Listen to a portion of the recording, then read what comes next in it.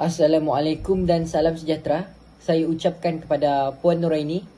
Kami dari Kumpulan 5 akan membentangkan tugasan penulisan akademik yang bertajuk Analisis Keutuhan Wacana dalam Penulisan Akademik, Kemahiran Membuat Rujukan dan Kejelasan dalam Penulisan dalam artikel yang bertajuk Cabaran Pemerkasaan Bahasa Melayu dalam Usaha Mencapai Negara Bangsa di Malaysia. Kumpulan kami terdiri daripada 3 orang, iaitu saya, Muhammad Azhad Ishraf bin Abdul Razak, rakan saya yang kedua iaitu Niko Alus dan rakan saya yang ketiga, Sofiah binti Udin. Assalamualaikum warahmatullahi wabarakatuh. Hari ini saya akan membentangkan tentang keutuhan wacana. Sebelum kita mengupas dengan lebih mendalam, marilah kita berkenalan dengan apa itu wacana. Menurut Kamus Dewan 1996, keutuhan wacana bermaksud suatu kesatuan, ucapan, pertuturan, dan percakapan. Manakala Asma Haji Omar mengatakan keutuhan wacana membawa maksud keseluruhan perlahiran bahasa oleh penutur atau penulis yang menyumbang ke arah menjadikan pertuturan atau penulisan berkenaan sebagai sesuatu yang bermakna dalam komunikasi. Okey, yang pertama ialah keutuhan semantik. Dari segi etimologi, perkataan semantik yang disebut sebagai sema dalam bahasa Yunani membawa maksud, tanda atau lambang. Dari segi bahasa, perkataan semantik merujuk kepada ilmu yang mengkaji perkaitan antara lambang atau perkataan atau ayat dengan maknanya. Terdapat 2 jenis keutuhan wacana dari segi semantik, iaitu yang pertama, hubungan antara bahagian-bahagian wacana dan kesatuan latar belakang semantik, dan yang kedua, hubungan semantik antara bahagian-bahagian wacana melibatkan hubungan antara klausa dan ayat. Terdapat beberapa juga jenis-jenis keutuhan semantik. Yang pertama ialah sebab dan akibat. Contoh daripada artikel ialah apabila Jepun datang menjajah, bahasa Jepun pula dijadikan bahasa utama sebelum British kembali menjajah. Contoh ayat bagi sebab ialah apabila Jepun datang menjajah, dan akibatnya bahasa Jepun dijadikan bahasa utama sebelum British kembali menjajah. Yang kedua ialah sebab dan tujuan. Contoh ayat daripada artikel ialah Malaysia telah berusaha untuk membentuk sebuah negara bangsa, iaitu melahirkan masyarakat yang berpegang kepada konsep satu bangsa, satu identiti. Sebabnya Malaysia telah berusaha untuk membentuk sebuah negara bangsa, tujuannya bagi melahirkan masyarakat yang berpegang kepada konsep satu bangsa, satu identiti. Yang ketiga pula ialah sebab dan hasil.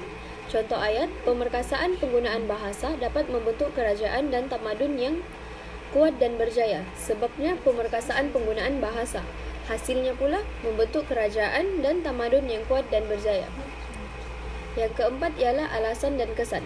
Contoh ayat daripada artikel ialah masalah penggunaan bahasa Melayu dalam kalangan masyarakat pada masa ini adalah penggunaan bahasa rojak yang menghilangkan identiti asal bahasa Melayu.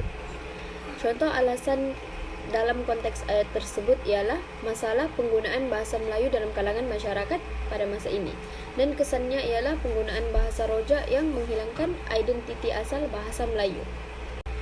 Yang kedua ialah keutuhan leksikal. Keutuhan leksikal merujuk kepada keutuhan bahagian wacana, iaitu antara perkataan leksikal dalam wacana tersebut. Hubungan ini dapat dilihat dari aspek wujudnya pertalian antara perkataan dalam sesuatu wacana. Hubungan leksikal wacana dapat tercapai melalui penggunaan kosakata yang serasi. Terdapat beberapa cara memperoleh hubungan leksikal, antaranya ialah pengulangan, antonim, pembuka dan penutup, persamaan leksikal atau sinonim, kolokasi, hiponim dan homonim. Terdapat beberapa juga jenis-jenis keutuhan leksikal. Yang pertama ialah pengulangan kata. Contoh pengulangan kata yang dapat diambil daripada artikel ialah dasar-dasar. Yang kedua ialah sinonim. Contoh ayat daripada artikel ialah mendominasi dan mula mengambil alih. Keutuhan wacana yang ketiga ialah keutuhan fonologi. Fonologi merujuk kepada kajian tentang bunyi dan sesuatu wacana yang melibatkan hentian suara, nada suara dan intonasi suara. Dalam unsur-unsur paralinguistik, fonologi merupakan alat-alat yang digunakan untuk menjelaskan wacana. Alat-alat tersebut seperti tanda baca, yaitu nokta, koma, tanda soal, dan lain-lain. Oke, yang pertama ialah penggunaan nokta. Contoh ayat daripada artikel ialah konsep nasion atau lebih dikenali sebagai bangsa merujuk kepada sebuah masyarakat yang mempunyai adat, budaya, agama dan fahaman yang tersendiri. Tanda koma digunakan untuk maksudnya untuk berhenti sebentar ketika membaca sesuatu senarai agar dapat mengenal pasti perkataan, frasa atau klausa dengan tersendiri. Yang kedua ialah penggunaan nokta. Contoh ayat daripada artikel ialah pembentukan negara bangsa memerlukan masyarakat di dalam Malaysia mempunyai rasa hegemoni dengan masyarakat Malaysia yang lain. Sebelum perbincangan lebih lanjut berkenaan topik utama, perlulah didedahkan dengan konsep negara bangsa. Tanda nokta dalam konteks ayat digunakan untuk memberhentikan ayat tersebut. Yang ketiga ialah penggunaan tanda soal. Contoh daripada artikel, walau bagaimanapun, adakah semua dasar yang dibuat oleh kerajaan dapat dilaksanakan dengan baik? Tanda soal digunakan untuk mempersoalkan sesuatu, apa yang ingin kita ketahui lebih. Sekian itu sahaja daripada saya. Pembentangan ini akan disambung oleh rakan sekumpulan saya yang lain. Kita beralih kepada keutuhan wacana yang seterusnya, yaitu keutuhan gramatikal. Keutuhan gramatikal menunjukkan hubungan yang berkaitan dengan tata bahasa. Wacana tersebut dapat dilihat melalui penggunaan penanda yang gramatik. Maksudnya di sini ialah wacana ini digunakan untuk mewujudkan kesinambungan antara ayat dengan ayat melalui penanda yang gramatik dan menggunakan tata bahasa yang sesuai. Baiklah, kita lihat aspek yang pertama, yaitu kata hubung. Kata hubung ini ialah kata yang menghubungkan ayat dengan ayat atau perenggan dengan perenggan serta berfungsi untuk mengembangkan idea. Kita lihat contoh yang kami dapat dalam artikel kami. Hal ini demikian karena negara bangsa merupakan medium untuk mencapai negara yang berdaulat. Di sana kita dapat lihat hal ini demikian merujuk kepada ayat yang sebelumnya, dan kata hubung yaitu karena digunakan untuk mengembangkan ayat yang sebelumnya. Seterusnya kata rujukan. Kata rujukan ini adalah kata yang menggantikan sesuatu sama ada benda atau manusia, yaitu kata ganti nama. Contohnya kawan saya Winfrey. Kata rujukan yang sesuai dia atau kamu. Berdasarkan contoh yang kami dapat dalam artikel kami, apabila kita melihat kepada sejarah kerajaan terdahulu, kata rujukan yang terkandung dalam ayat tersebut yaitu kita. Kita ini merujuk kepada sesebuah masyarakat. Seterusnya, beliau memberi contoh kekuatan tamadun Yunani dan tamadun Greek yang terbina beratus tahun dahulu daripada hasil kumpulan bahasa mereka sendiri.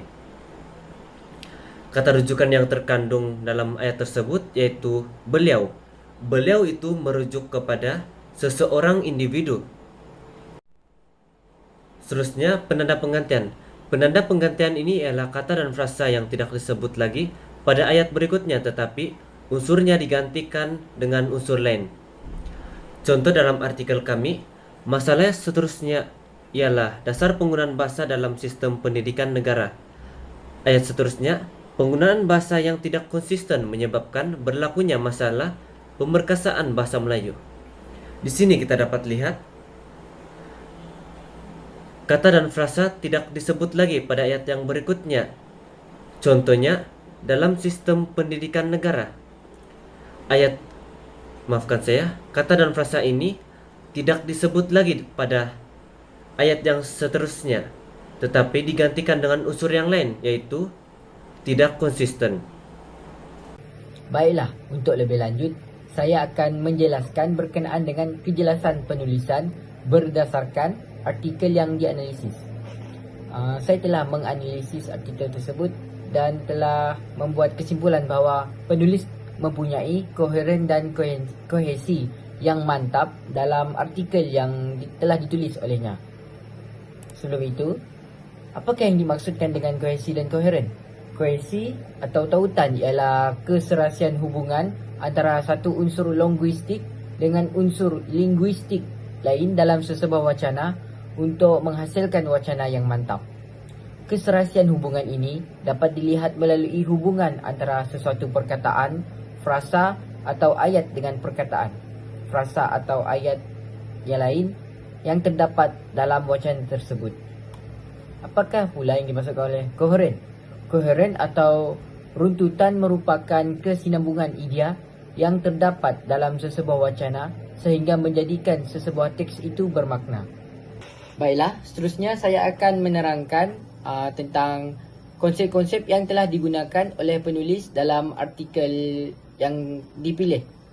Berdasarkan artikel yang bertajuk Cabaran Pemberkasaan Bahasa Melayu dalam Usaha Mencapai Bangsa di Malaysia yang telah ditulis oleh Ibrahim Majdi, Muhammad Kamil dan Maliati Muhammad, kami mendapati bahawa penulis telah menggunakan ayat yang ringkas atau pendek, mudah untuk dibaca dan mudah untuk difahami. Hal ini dapat memudahkan pembaca untuk memahami segala kandungan yang ditulis dalam artikel ini dengan jelas. Contoh ayat. Pelbagai usaha telah dilakukan kerajaan dalam usaha untuk memartabatkan bahasa Melayu. Contoh yang kedua, memperkasakan bahasa Melayu bermaksud menjadikan bahasa itu hebat dan dominan. Dan contoh yang terakhir, bahasa juga digunakan dalam perbahasan intelektual. Daripada ayat-ayat tersebut, kita dapat melihat bahawa penulis telah menggunakan ayat yang ringkas, ayat yang pendek agar pembaca dapat memahami ayat-ayat yang ditulis. Selain itu, kami turut mendapati bahawa penggunaan ayat dalam artikel ini tidak berbelit-belit dan tidak terlalu panjang. Penulis tahu bahawa sekiranya terdapat ayat yang berbelit-belit dan terlalu panjang, ianya akan menyebabkan artikel ini sukar untuk difahami dan menyebabkan pembaca hilang tumpuan. Berikut merupakan contoh ayat yang tidak berbelit-belit dan tidak terlalu panjang. Contoh yang pertama, secara tidak langsung, pengenalan rukun negara dilihat sebagai satu alat untuk membentuk negara bangsa. Contoh ayat yang kedua, pendekanan terhadap konsep negara bangsa telah menjadi salah satu strategi dalam dasar ekonomi baru.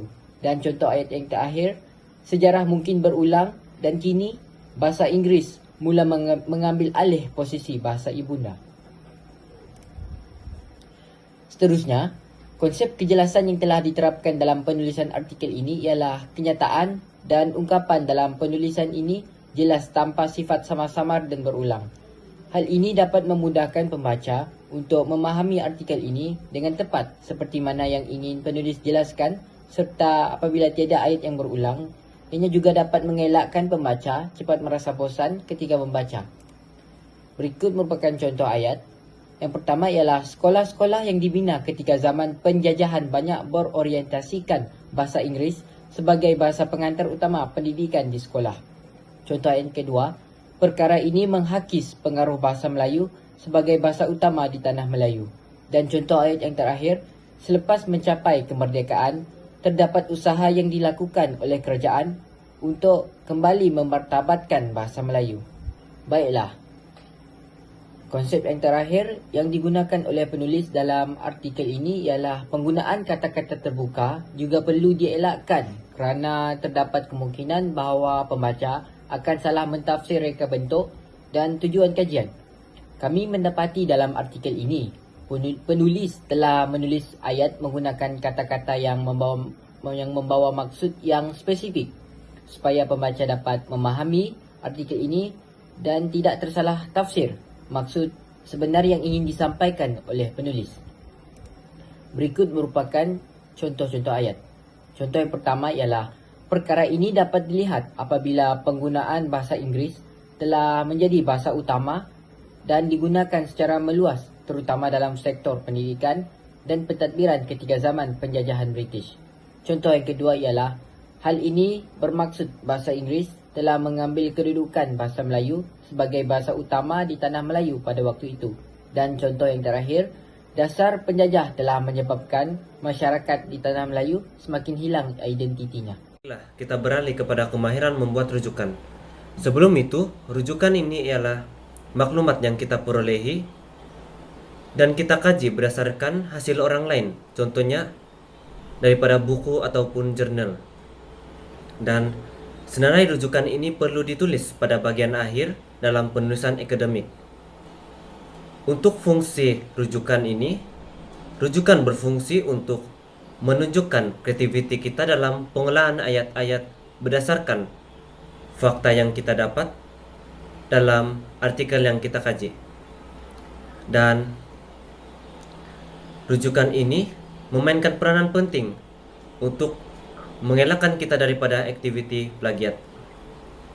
Dan berdasarkan artikel kami yang kami kaji, kami mendapati bahwa artikel tersebut menggunakan APA 7 dan APA 6.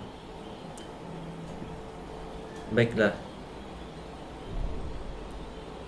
Sumber rujukan yang terdapat dalam artikel tersebut ialah dari buku dan jurnal. Seperti yang kita lihat di sana, kamus edisi keempat dan jurnal tersebut.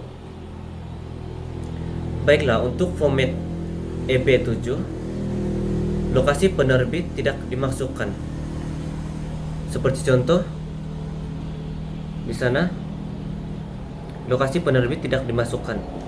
Dan untuk EP6, lokasi penerbit dimasukkan. Seperti contoh kamus edisi keempat 2007 Kuala Lumpur. Kuala Lumpur ini tempat dia. Dewan Bahasa dan Pustaka. Seterusnya, senarai rujukan di penghujung penulisan perlu disusun dari E hingga Z dan tiada nomor tulisan. Seperti kita lihat, sumber rujukan tersebut disusun dari E hingga Z dan tiada nomor tulisan. Dan perkara ini masih digunakan dalam EP6 dan EP7. Baiklah, seterusnya untuk EP7, nama jurnal dan volume dicondongkan dan muka surat artikel diletakkan. Seperti contoh yang kita dapat lihat, jurnal bahasa, budaya dan warisan Melayu dicondongkan dan muka surat artikel diletakkan. Seterusnya, senarai rujukan melalui buku edisi senarai rujukan melalui buku edisi buku dinyatakan. Contoh yang kita dapat lihat di sana, Abdurrahman Embong 2015, Negara Bangsa, Proses dan Perbahasan, edisi kedua, Bangi Penerbit Universiti Kebangsaan Malaysia. Di sana kita dapat lihat sumber rujukan tersebut meletakkan edisi buku. Baiklah, untuk rujukan EP6, seperti yang saya telah terangkan tadi, untuk format EP6, alamat penerbit diletakkan dalam senarai rujukan. Seperti contoh yang tadi, Kuala Lumpur, Penerbit Universiti Malaya. Baiklah, seterusnya untuk format EP6, tarik penuh dalam senarai rujukan diletakkan. Seperti contoh yang kita boleh lihat, 25 Februari 2010. Dalam EP7 pula, hanya tahun yang diletakkan dalam senarai rujukan. Seperti yang kita dapat lihat di sini, Yusfarina Muhammad Yusuf dan Abdul Rashid Jamian 2011. Sekian saja pembentahan kami. Kami memohon maaf atas kesilapan dan kekurangan atas pembentahan kami. Sekian, terima kasih.